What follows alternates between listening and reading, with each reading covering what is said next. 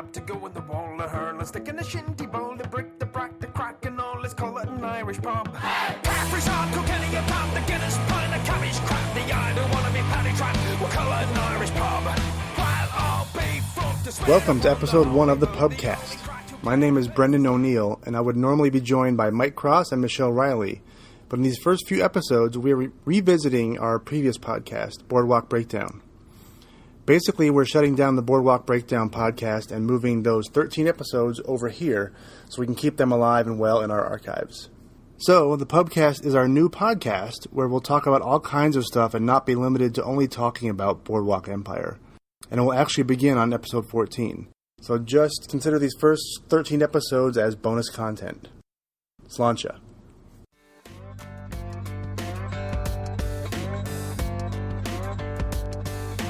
Welcome to the Boardwalk Breakdown podcast, featuring Michelle Riley, Mike Cross, and me, Brendan O'Neill. If you have any comments or questions, you can contact us on Twitter at Boardwalk Break. Enjoy the show.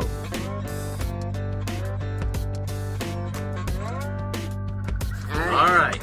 Season 5, Episode 1. Wow. We open on a flashback. Yes. Not even to the flash forward that we're living in, which is to 1931. We don't get to that until... Right. We open apparently in like 1884 or somewhere around there. Nucky is... We see young Nucky basically trying to win the Commodore's favor in a number of ways in the flashbacks. And I don't want to go into the details with the coins and all that stuff. But so this is Nucky trying to get his place with the power brokers in Atlantic City at a young age. He's got nothing. Right. It's clear that his home life is terrible. He's got a sister that's dying. Right. And the nursery rhyme or whatever it is that's being narrated... I guess by Jillian, is a thread that runs through the entire episode, and it's basically about, be a good, honest boy and you'll get ahead, and he learns to the contrary. Yeah, which is the opposite of his entire life. Exactly. I love the cinematography of these pieces. I do too. Watching the kids swimming through the water in the beginning when there was very little sound to it, and it was just all visual. I thought it was... a nice touch, very interesting, kind of a way to pull you in immediately. And all that, like the sepia tones, too. You get that feel that it is in the past. It's kind of good. Yeah, in the sepia, I did read up about this, and the sepia was by design so that you could keep track. And, one of the things we've talked about is the nature of this show and how it shifts gears so quickly and so often. The capability to recognize that, hey, we're flashing back to 1884 in this particular scene. So it was... definitely very visually done well. Which is a clear homage or is inspired by Godfather 2. I mean, there's a number of Godfather touches, 1 and 2, throughout this whole episode. I mean, it's right. I mean, you have to sort of insane. forgive the natural things that you're going to tell a mafia story, and there's going to be overlap. And then you have to forgive the historical things because you can't change history. But beyond that, there's obviously some stuff that's intentional, or if not intentional, then sadly derivative. And you want to believe that's not true either. But those touches are there. I will say about that opening scene, for a split second there, I was excited because I thought Dabney Coleman was going to be back on the scene. And then for the second split second, I recognized it was not Dabney Coleman, and I thought that it was Nick Offerman. Oh, wow. Oh, my God. Which would have been an and interesting I thought, casting. oh, my God, that's great mustache. brilliant. Great mustache, and sadly, that is not true either. I mean, with all due respect to the actor who is playing that person, he ain't no Dabney Coleman. No, he's not. No. You do get a touch of Dabney in there, but it's not great. Okay, so this... brings me to my big statement of this episode we were talking about earlier, Michelle. I think I can say with confidence, this is my least favorite episode of all of them over the entire run of the series. Oh, I don't like it at all. I don't like most of it. I mean, I don't like the flashback. I'm not interested in the relationship between Nucky and the Commodore. There are so many different plot lines and characters we have to wrap up. We have 8 episodes. 8 episodes to wrap up all this stuff think and you're prohibition getting too and anxious Nucky. about that. I am. You have to let it play out. I agree. I will say this. I agree. I think with it being an 8-episode arc, which is contradictory to the 12 that they've run with through the life of the series, it is tricky. They're going to have to jam a lot in. So I think one of the reasons that it's so compact at the front end here is by design, so that they can start getting to a point where they can wrap everything up. So I'm with you in that it was a lot of stuff. It was a lot to take in, and there was a lot going on. And right now, we're probably on 30% of it saying, why do I need to know this? Right? We're going to get there. I'm not even saying why we need to know it. I'm just saying you don't there's care about so it. much other stuff that takes priority over most of this episode. Not all of it, but most of it. I mean, we were talking about this earlier. People that we don't get to see in this episode include, are not limited to, Jillian, Capone, Narcisse, the villain from the previous... That's fine for me. The previous series... But it has to end. No, it has to end, yes. But who destroyed a couple of the everything, people's, the main characters' lives at the end of the last season. Right. Van Alden, Right. still making a play for Mr. Creepy for the entire series. And Eli, take him or leave him, he wasn't in the episode either. All those guys were not in this season opener.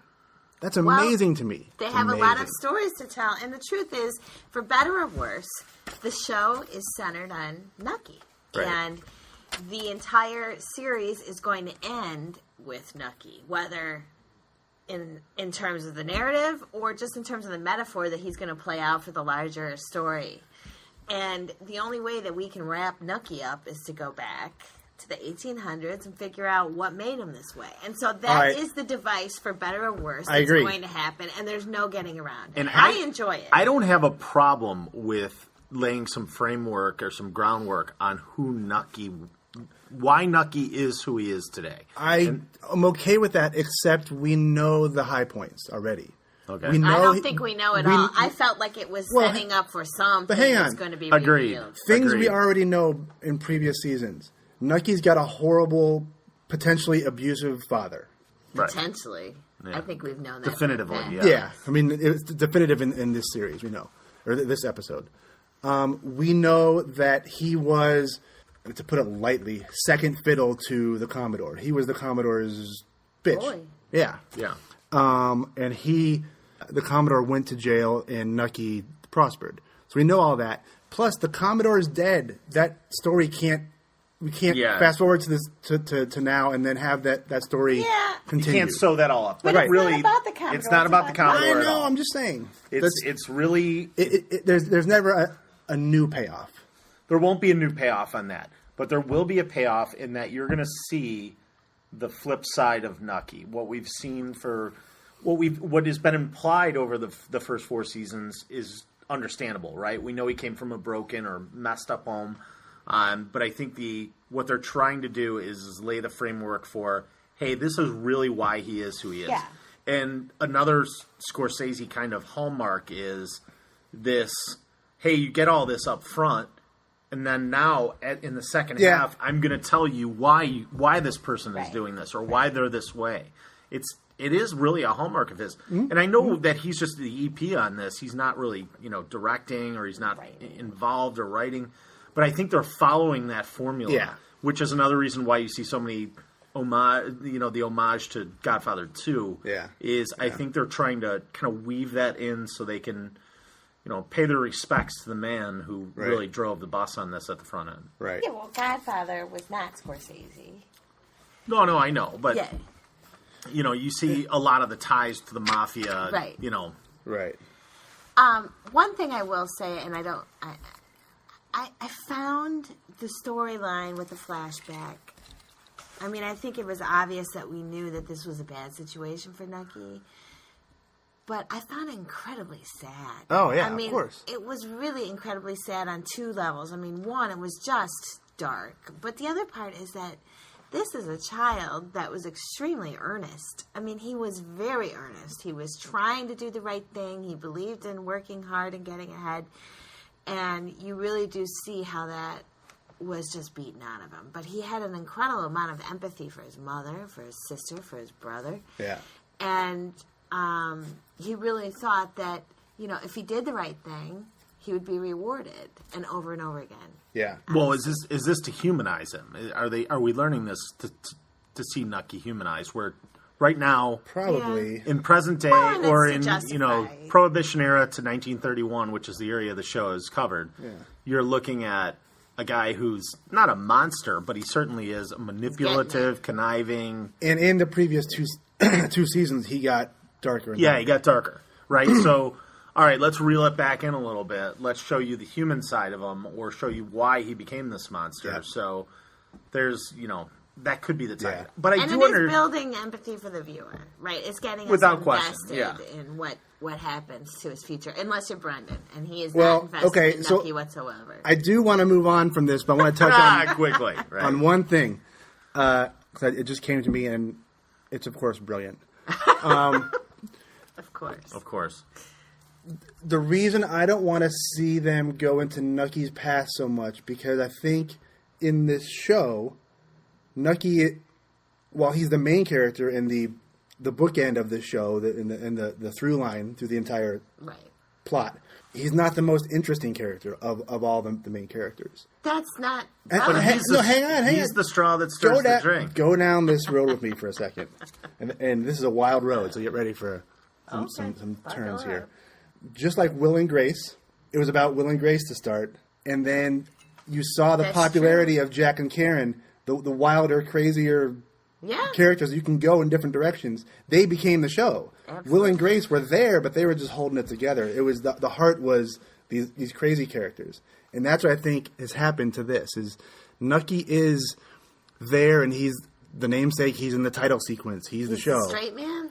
He's the straight man. We have all these crazy characters around.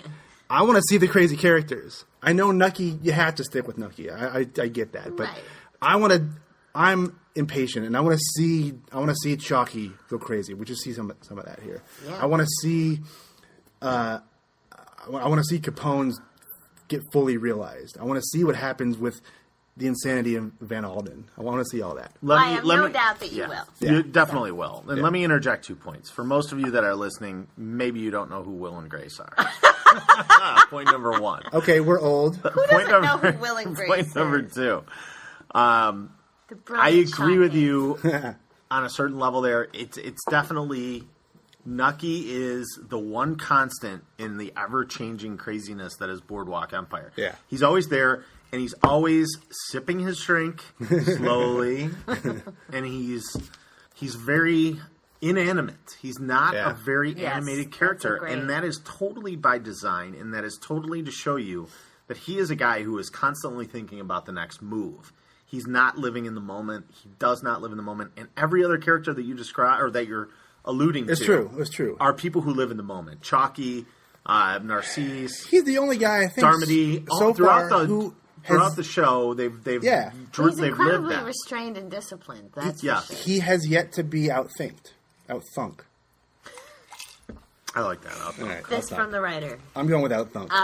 Yes. So. Anyway, all right. So Cuba. Flashback. We go to Cuba. Conga. It's conga time. And so this is part 2 of my hatred of this episode is the Sally Wheat character. She's fine, and like we were talking about, she's more of a conveyance, more of a way to get from A to B, a way to introduce Nucky to these new opportunities. She's a vehicle. I'm not a fan of her role. It's just like, it's it fine. is what it is. Someone has to do it, but I think she's too prominent in my eyes in this scenario. Maybe they should have. I get a kick out of her. I think she's great. I like the actress, not the role. I get a kick out of her, too, and I think that shines through in her body of work. She's always played that kind of character. Oh, well, she's a fantastic actress. Yeah, I mean, what's the Christian Slater movie? True Romance. Oh. She has a pivotal role in that movie, and she plays this kind of off-center character. Oh, she's brilliant. And it is really good. It really kind of pulls things along. So she is totally a vehicle in this, and I will agree with that. Mm-hmm. Could they have cast someone that was unknown that might have kind of made it less imposing? I mean, for lack of a better word. That's a good point. I mean, maybe they're drawn to it because she's so recognizable. You know who she is. Yeah. So recognizable. Yeah, so if she were... Or I think maybe it's because she so easily sidled up to Nucky, and she was brought into his little world so quickly and so easily, where he keeps a lot of people at arm's length. But she was right in. See, I still maintain that the reason that was true is because she is the only woman he's ever met that didn't need anything from him. That's true. I agree with That's that. good. And she also had the keys to a kingdom that he didn't have access to. So it's a you use me, I use you. It's a symbiotic thing. Yeah, I mean, it really is. So I think there's value in that character. I think you do have a justifiable point that it could be a little bit more underplayed. Yeah, I don't know. I just... All right. Yeah. So Cuba is one of the cornerstones of this episode. Yes. It's really important. You know, we've moved ahead. We're talking about the future of liquor being... All right. I had to. We're talking about the future of, you know, booze being legal again, and it's all coming back to Bacardi here. So this was wild, right? Because right away it felt like Fredo and Michael and going to Cuba. I was like, oh my god, it just felt like that. But again, that was the time. It's pre-Castro, and that's what's going on. Yeah, it felt more like Scarface to me. Yes. When he goes to Colombia, well, and then they hang the guy out the helicopter. It felt like that to me more so than... I didn't think about that. I guess I was just thrown by the I mean, line. everyone's going to drag different things out. Quickly and in passing, we see Meyer Lansky out of nowhere. That was bananas. And he's just there, supposedly, holiday. with his wife, in quotes. Wife and so the Meyer Lansky thing, Meyer Lansky, Cuba, I'm like, Godfather, Hyman Roth. I'm like, there's so many things. I know that the historical backing is there, but I'm like, it's too much. Maybe you can't avoid it, but it's fine.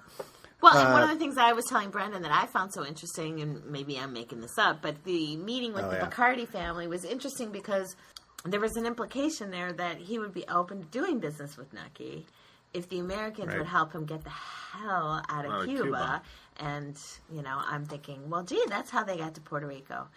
I found it interesting that's gotta be why. Oh, yeah. That they were able to use like a real brand name. Yeah, weave in a real brand. It's a real family. Well, it's a real family and it's a real story. So I think part of it... They probably don't have to ask. There's historical context there. I mean, who knows? They might have gone to the Bacardi company and said, hey, we want to weave this in. We know we can. We just want to get the blessing for it, but whatever. Yeah, they don't do that.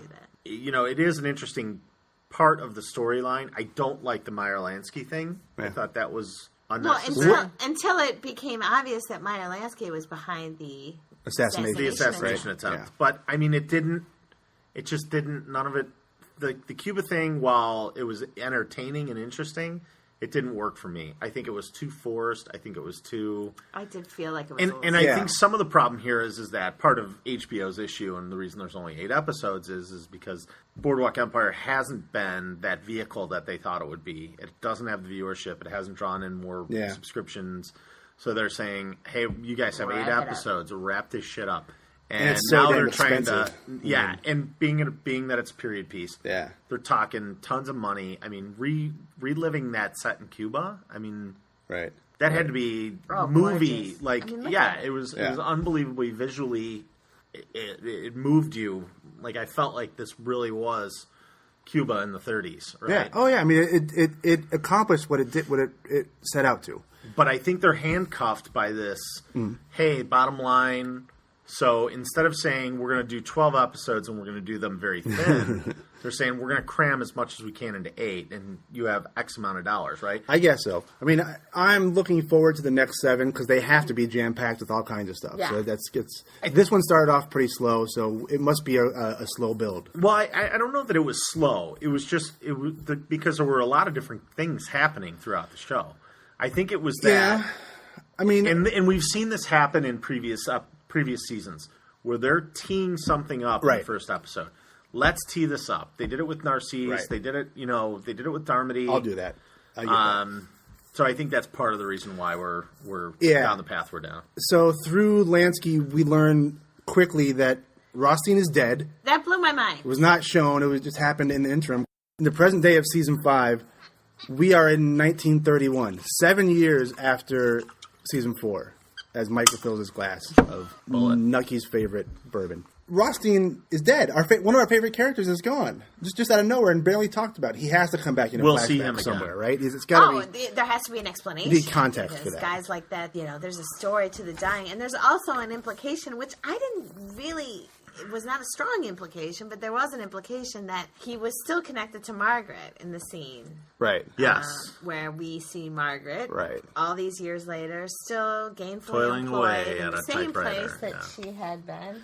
There were two things that were revealed in that segue. The first is obviously introducing the audience to the fact that we are smack dab in the middle of the Depression. Right. 2 years in. And the second, that she doesn't cop to having a family. She's obviously, for all these years, maintained that she's not married, she has no children.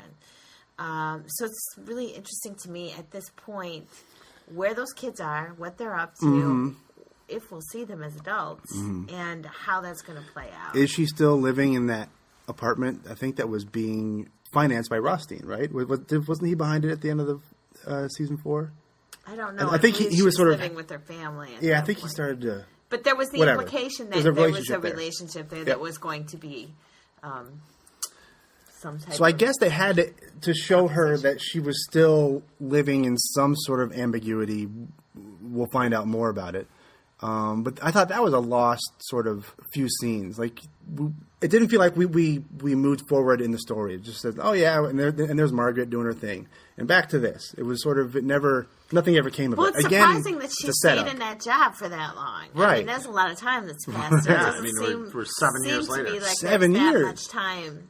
That 7 years. Changed. Well, I mean, and again, I don't want to keep going back to this, but the fact that their hand was forced on some of this leads to the fact that, hey, we've skipped from 24 to 31. Rothstein died in 28. I'm okay with the skip, but I'm not okay with the skip in that we miss. You're asking, hey, if Rothstein's dead. Well, yeah, he was dead. He was murdered in 1928. So if it's 1931, he's gone. Yeah, but the flashbacks are going to take you. The flashbacks hopefully will take care of that. That's why I don't like the Nucky flashbacks, because it's so sing-songy and whatever. Godfather we have more important flashbacks to see, like Rothstein's death and all that. Rothstein's death is legendary. I mean, he was. Well, then you got to believe it's going to be a climax. It's got. I mean, well, let's hope that it is, because it was a 3-day poker binge. He lost $320,000. It was all fixed. And he refused to pay the debt. And well, I look forward to hearing about that.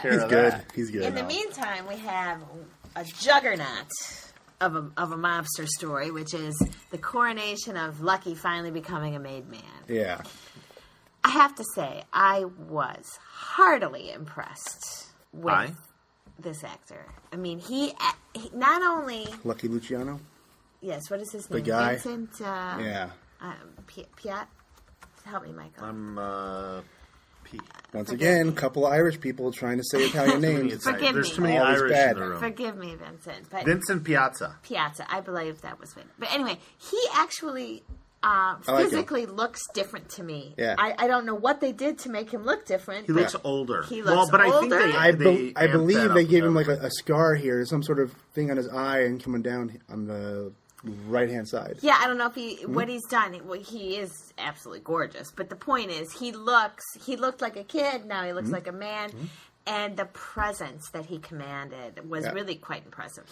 I love the fat little Italian kids going around collecting cash. I know. That was my favorite. We're not there yet. So he meets with Mazzaria, and in another homage to The Godfather, right, with he meets with the guy, goes to the bathroom, and then There's he gets killed. Right? Yeah. He's killed.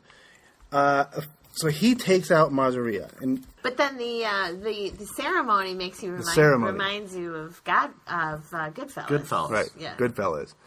Now, while watching the show, I didn't catch the name or who this new mafia boss was. Right? He was Salvatore Maranzano. And apparently, historically, just for a little bit of backstory, he ended up, at the time we see him, he was now called the boss of bosses. Yes. He orchestrated a war between his family and Mazzaria's family. It was called the Castellammarese War. Again, I don't know how to pronounce Italian words. Castellammarese War. Marese. And it was between his family and Masria's family, which was waging for a while. The final nail in the coffin of this war was Lucky Luciano killing Masria. So that was a big turning point at the time. And you know who else was with him at the time? Who? Benny Siegel. Right. Is that right? Yes. Benny Siegel was with him. I call him Bugsy. Where? Bugsy, who was with Lucky Luciano. They murdered this. Bugsy was the gunman? They were both involved in the murder. Hold that thought for a minute. Salvatore Maranzano. We'll come back to that. Okay. So the ceremony we see is Maranzano. He had 200 or so of the mafioso in the area under his purview at this banquet hall. They were meeting to... They call that family, Brendan. A family That meeting. was his family. It was a family meeting. All right. There were other families involved, but His yes. purview. Yeah. Oh, you're all family. You know. So he brought them in, and he was anointing the five new surviving members of the war, the heads of the five families for this war. It was Lucky Luciano, and these names may or may not come up again, but it's Lucky Luciano, Tommy Gagliano, Joe Profacchi, Vincent Mangano, and the fifth being himself, who was the boss of bosses. These four bosses would be under Maranzano, the boss of bosses. Now, there's the five families, Godfather. Right. Turns out Maranzano was a character Mario Puzo mentioned in the book Godfather. Okay. So there's another Godfather connection there. And he was involved with Corleone and actually Capone as well, and it's a whole story there. So again, we're tied up in the Godfather with this thing. Maranzano is noted in a number of movies throughout time. Right. He was a big deal. The Valachi Papers, which was, I believe, a Charles Bronson vehicle way back from the 70s. Mobsters, the film Lansky, Bonanno, A Godfather Story. So he's a well-known character in the syndicate history. He is the boss of bosses. Yes. So that's one thing I'm looking forward to hopefully soon is to be introduced to Bugsy Siegel. I want to see that character. Yeah, he's a flamboyant type of a character. Who's gonna top the Warren Beatty portrayal of Benny Siegel, which was brilliant. Not to get too sidetracked, but absolutely one of my favorite movies of all time, especially mob related. All right, without question. Oh, it's a great in movie. the top 3 for me. Yeah. Godfather. I'm not a Godfather 2 guy. I'm a Godfather. I know. All right, we don't have to have this argument. All right, this is a different moving on. podcast because I'm putting Goodfellas. Godfather 2 may be better than Godfather 1. I know. That's undisputed, I believe. Listen, that's a whole nother podcast. All right. Undisputed. Okay, so another character we see, and it's kind of mysterious how he got there, Chalky in the Chain Gang. Yeah, that Fantastic. built a lot of tension for the viewer. Yeah, I like that a lot. You know, you just saw it building. You knew this shit was coming down because you could just feel it in the way that it was rolling. Yeah. And there was, plus Chalky, the restraint that actor shows with that character is just brilliant. He's just simmering. Simmering. Oh my God. I mean, it's just waiting for the explosion. It's a small thing, but I like that they started calling him Stripey instead of Chalky. Yes, he's Stripey. They're calling him all Stripey, though. I know, it was good. And I love this actor. I think he's... he's very much playing a role, and it's a very simple role in that you have to portray this man in this hard fashion constantly. Yep. But I think that in and of itself, to make it believable, is a tricky thing to do, and he's very much pulled it off. And his name's Michael Williams. Michael K. Williams. And this is, he was on The Wire, which is another unbelievable that's on HBO my show. list. He was there. I think Terrence Winter was part of that as well. Yeah, they've got a whole crew. There's so this guy's obviously got some chops because anyone who was in The Wire was I don't recall one acting scene where I thought this is not believable. Yeah. So I think he's a great actor, and I think he's done a good job portraying that. And Yeah, you could see the tension building throughout the episode with that, and you knew that was coming to a head. You knew it was coming from the first minute you saw him, pretty much. When he refused off the truck. Refused to get off the truck, and he was the last one off the out of the paddy wagon or the. Yeah. Oh, sorry for all you Irish. Let's name that for a reason. Yes, exactly. All right, so Nucky, and Chalky's child, Knocky. Good Lord. So Nucky's back in Cuba trying to convince this senator or coerce him. They're buddies. They're pals. I'm sure it's on the up and up. Yeah. He's trying to get this senator to facilitate the repeal of the Volstead Act of Prohibition, and it seems to be like on the cusp. Like it's maybe not going to happen, but it's hinted at a couple times, and it's probably going to happen. Mm-hmm. And so then he meets with Bacardi, and Nucky is looking to find a new source of some alcohol to bring to the States. It's a new venture for him. And part of his selling point to Bacardi is that this is going to be legal real soon, and you need to get in with me to get the proper connections and get this thing happening. Right. But that is quite an interesting plot point, that he's obviously banking on the fact that this is going to be legal sooner than later. He's trying to get his ducks in a row. I think it's interesting because Nucky seems so hell-bent on making this happen on so many levels, but it kind of goes back to what we were talking about in the previous recaps, which is to say Nucky, like Michael Corleone, is constantly trying to go legit, right? He is trying to go legit. So every time I get so if he can get liquor legal, he can try to take his place in a legit way. Legitimately, yeah. And so this could tie back into the flashbacks with the Commodore. It certainly will. So guaranteed. He's trying to go legit because he learned it from the Commodore. The Commodore was the guy we think that first or best tied in the political and the criminal well. I mean, he was the guy who straddled both worlds and sort of gave Nucky the blueprint. See, I disagree, Brendan. No? Because I think what we're saying is two opposites, which is he didn't learn it from the Commodore. What we're learning with his earnestness in his childhood is that he's had the desire to be legitimate all the time. And all of this criminal activity has been his means to the end. And his redemption will be found. Yeah, he's done a lot of bad stuff. But if he can turn this around, get legal, get right with the government, get right with God, then he can wear this $1,000 suits and be fine in a legitimate way. I really think that it's not about the Commodore. I mean, he learned everything from the Commodore, no doubt. But he possesses this desire to go straight that the Commodore never thought about. But that's what I mean. Nucky, in my mind, Nucky thinks he can get out, but I think it's so ingrained in him from age 10 or whatever that was, that he needs to do the illegitimate to fund the legitimate. He needs, no doubt, in order to be that guy, he has to do something bad, and he's never going to get away from that. The Commodore never had any, illusions about trying to do anything. He didn't even believe in trying to be honest. Why would you want to get ahead?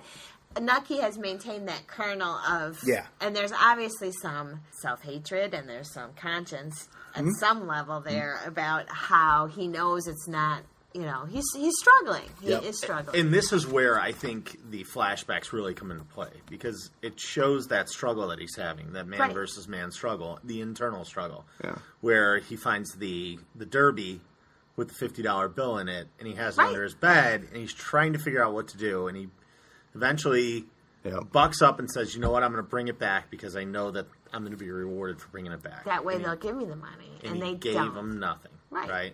And he should have That kept was the a derby. turning point. And the Commodore told him on the deck, what did you think you were going to get something for that? Nice guys finish last. That's what he taught him, that was exactly what the Commodore was telling him. And I mean, the Commodore, there have been a lot of liberties taken on this show with the Commodore. I mean, not all of it's been very manipulated for the show's purposes, which is fine. Sure. But the Commodore does represent that dark force in the world, right? And Nucky is a kid in these flashbacks, is riding that fence of, am I going to be a legitimate, straight, hardworking guy, or am I going to take the shortcuts to get there fast? And the turning point, the tipping point, is when the Commodore kind of pulls him aside and says, this is no way to get it done. Being honest is not going to get you anywhere. Do what you have to do. Now sweep my fucking porch. I know, exactly. This is constant struggle, though, because he's clearly been taught over and over again to do the right thing. Exactly. So I think that's really what the setup is on these flashbacks, is that this isn't a character who was born of evil. This is a character that was bred of evil, right? I mean, he became it because that's what he saw, right? And he had a desperate situation that he was trying to resolve. Of course. This wasn't, again, we said it in the last thing, too. I mean, it's a lot easier to be righteous when you don't have to deal with any consequences. Exactly. Yeah, and that is 100% the truth, anyone can take the easy or the harder path or the more righteous path when there aren't a lot of obstacles in their way. Exactly. And there are a ton in Nucky's way at this point. He's in an abusive household. He's got a dying sister. He's got a brother who's, obviously not all together there. It's the depression. Everyone's fighting for every dime they can get. So I did think it was interesting how the dad did not hit him till Eli left the room. Yeah, right. And that may have exposed why, at the end of his life in the first season, Eli was always very open and loving. Yeah, and supportive of his father, and irritated with Nucky for being. Well, it shows two things. I think the favored child was the sister who was dying of tuberculosis or whatever. The disease of the day was, right? Nucky was the redheaded stepchild, and then of those two, Eli was the favorite, or potentially the favorite of he was older. The two boys. I think that probably had a lot to do with it. It's protecting the younger one and putting the burden on the Well, I mean, it does. We've already seen why Nucky had that house, burned down, right? Yeah. I mean, we already know why now. Yeah. And I think that's some of the wrap up in some of these flashbacks. And I know it's frustrating at times, but I think there is value in wrapping up some of that early on stuff that we had no basis for. There's our little juniors. For the listeners, we are watching the show as we go along here. I actually appreciated how low the ceilings were in this. It's the banquet scene. Because this is not grand, right? This is like a shitville basement. It's like the back of an Italian restaurant. It's the back of a... It's 1930s Dago Mafia shit is what it is. And really, no, I mean, that's what it is. It's like hardcore. It's not unlike the place I got married in, I think, actually. Although it was German. That was German. But yes, it was old school. So now we come to a couple of the quality kills. Yes, there's a few. There's two that stand out to me. The machete in the head. Yes. Nucky's fantastic bodyguard. His nameless... Very efficient. Doesn't speak. I love how he cleans he tucks his jacket down when he's done. Fantastic. And adjusts his hat, and he walks away. The bodyguard is Cuban or Filipino or native. I don't know what he's not a white guy. He's definitely not. He's probably native Cuban. Yeah. So that guy's great, and he cuts the ear off and takes it as a souvenir. Fantastic. And it was great how everyone watched in amazement. What's he doing? Yeah. That was amazing. And then Chalky, was it Chalky who did it, or one of the Stripies as they revolted against the man? The man. Does the old pickaxe in the chest maneuver. I love that. I don't think it was Chalky, but I do remember it vividly. And there was a lot of violence in that scene. That was great. And a lot of pent up anger. It really showed in true to form, I think, what the early 20th century was like for our black brothers and sisters. Trying to deal with being imprisoned and being oppressed, and there's a lot of symbolism in that.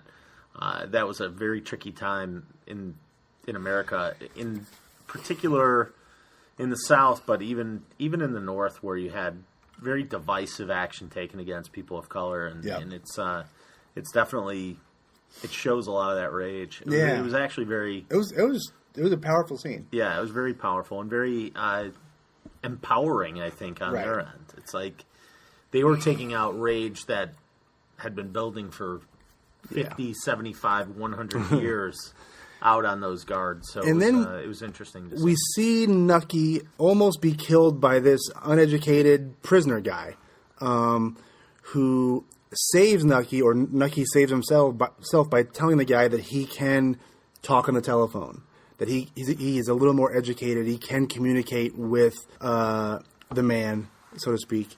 And they go off, they escape together to do something together. There's something's going to happen there. I don't know what it is, but we're going to find out on that. Yeah, definitely. That's an interesting. I think that other prisoner, interestingly, and I'm not going to use the term, but back in slave days, they were called house. Right.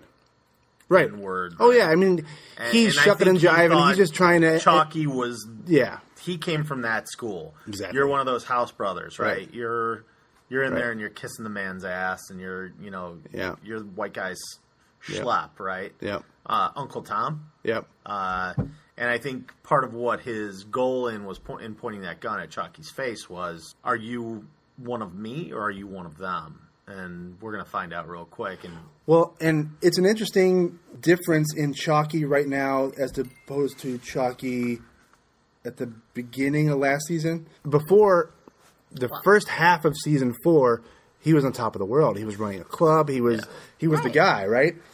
He's fallen way down. He had a family. His daughter was doing great. Yeah, he's lost everything. I assume the wife. The girlfriend is dead. The daughter is dead. The family's probably gone. The money's gone. The money's gone. He's in jail. He's incarcerated. He's now even below this uneducated dope on the chain gang. But that makes him a man with nothing to lose. Right. And this is what I love about that arc in the story, is that this is going to come to a head. And I think, and not to fast forward too much, but my thought is at the end of this, Chalky is going to be the one that comes out smelling like a rose. Mm-hmm. Somehow or another, he's going to end up being a power broker of some sort in some way. Or they pull the old switcheroo and not in the last episode, but the second to last episode, he gets killed. Like, he'll build. You see him, and they'll whack him. Getting back to his old self, he puts on a suit and then he gets whacked. It's one of those deals. Look, well, we'll see about that. The final quality kill that I don't know that we've mentioned is the suicide. Right. And actually, that scene was quite beautifully played. The way he sort of manically talked about how everything was going to be fine, and then Margaret's boss Margaret's boss brokerage or whatever killed himself in the middle of the trading room. I thought it was good, if nothing else, just to represent the time. Exactly. Just to show you where you were. Exactly. It was interesting. Without question. All right, so we wrapped up. That's most of the episode in a nutshell. What are we looking forward to? What do we need to see in this next episode, or what do we want to see in the next couple? Well, we want to see the evolution of this Chalky story and see where he's going. I'm dying to see that. I am really extremely anxious to see the Nelson / Capone / Chicago arc play out, and we're going to get that because of those guys. Nelson is Van Alden is the fictional character. Everybody else has a historical arc. Yeah, he's sort of tagging along there. We're going to see what role he plays. It's I still want to. I know you guys don't care, but I still want to see what happens with Jillian, because she's a cornerstone to Nucky. She's part of his entire life, from childhood on up. And I feel that there is something there that has yet to be revealed. Yeah, she's got one more secret. I don't know what it is, but I don't even know if I want to know. I want to know. Of all the characters I want to know. Of the characters you thought would last to the end, she's not one I would have picked, but she's there. Oh, she's going to be there. Yeah. And Margaret, I really hope. I feel that. I got to tell you, I hope she dies. You know what? Get her out. I hope something fantastic happens, because I feel that we've invested a lot in watching her move, because we are somehow Other than her getting banged by the Irishman, there's been nothing exciting with her in there hasn't seasons. been. And somehow we're convinced to believe, because of her dominance in the story, that there's an important thing to pay attention to.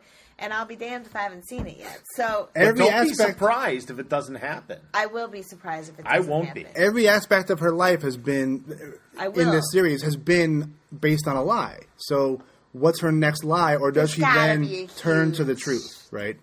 I don't know. No, there's no truth for her. My prediction, mark it down. Here we go. She makes a transformation totally to the dark side. She's been teetering on this hypocritical, righteousness for so many years. I think we're just going to see her completely submit to the... She has to. Oh, so what was she looking at in the file cabinet? She had the key to the file cabinet, and she was looking up Rothstein's. No, but it was Redstone. Redstone. That's Rothstein's alias. Thank you. That's his alias. I have to believe that she's been making money with him this whole time. And my guess is now that he's dead... They had an arrangement of some sort. And she's probably got the only one that knows that money's there. Yeah. And so she's got to figure out a way to get that money out. So does she get away scot-free is the question. Is she going to walk away with Rothstein's treasure trove, whatever that might be?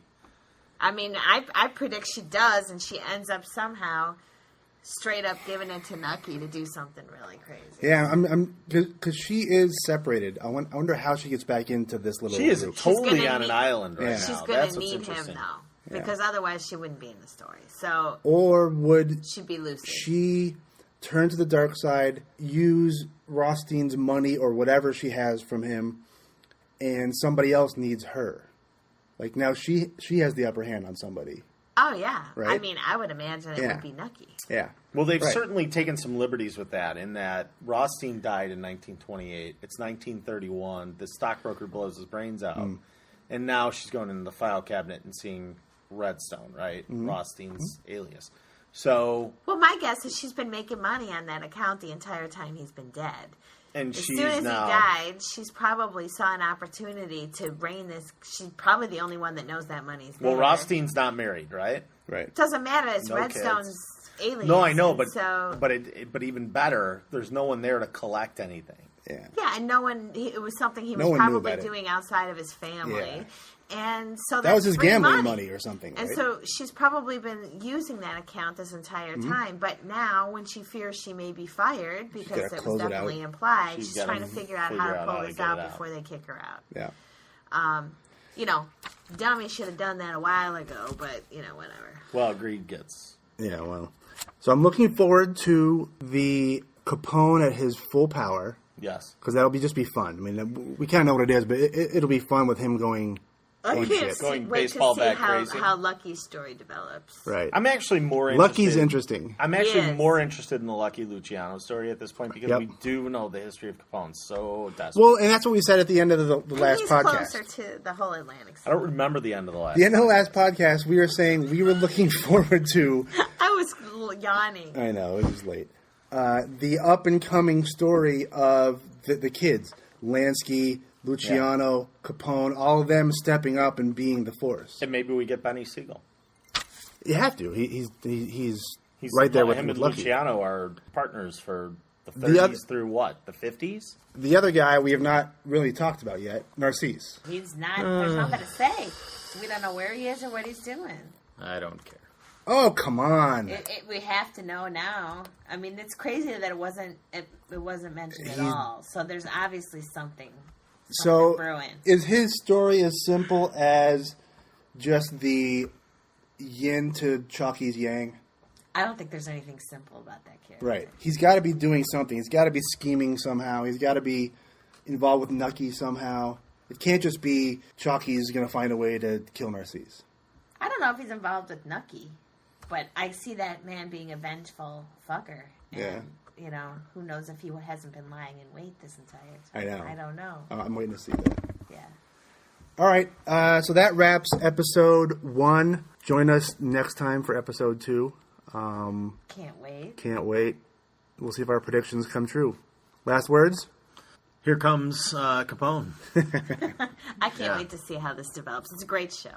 Yes. Good. The end. The end. Cheers.